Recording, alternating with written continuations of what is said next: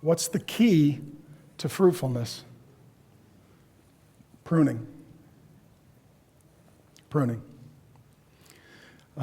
Some years ago, our family moved into a home that originally the entire estate was an apple orchard. Very old, mature apple trees.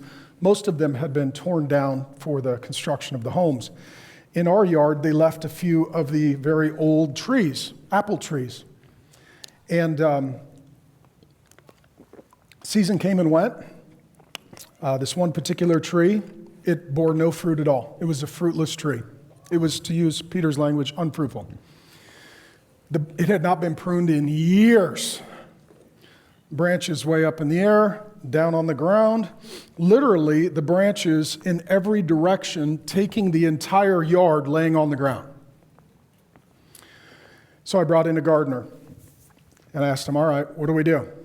He said, well, what do you want? I said, I want that tree to be fruitful. I want to see some apples. He said, well, then we're going to need to give it a severe pruning. And this was a curious line, and I give it to you who are older saints. He said, even a good tree becomes unfruitful unless it continues to be pruned. Some of you are good trees. You've borne a lot of fruit, but you're not bearing a lot of fruit right now because you're fighting the pruning. It doesn't mean you're a bad tree. It means you've not been well pruned.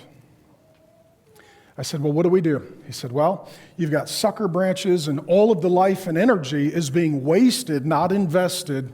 That's why it's unfruitful. He said, so I'm going to need to prune it. I said, okay, what's that going to be like? He said, it's going to be severe. Like this tree is going to be, having PTSD for a year. It's going to be a rough year for the tree. At first, he started with a few little shears, and then he got out a saw. It started taking off. So at first he was looking at the good branches, taking off the sucker branches, and then he was looking at the dead branches that used to be fruitful but were no longer fruitful, and he was sawing them off entirely so that all of the life and energy of the tree would go to the new shoots to bear new fruit. And I waited, nothing happened. But eventually, this entire tree bloomed and blossomed, and it was filled with apples. Let me say this. Your pain is not punishment from God. Your pain is pruning from God.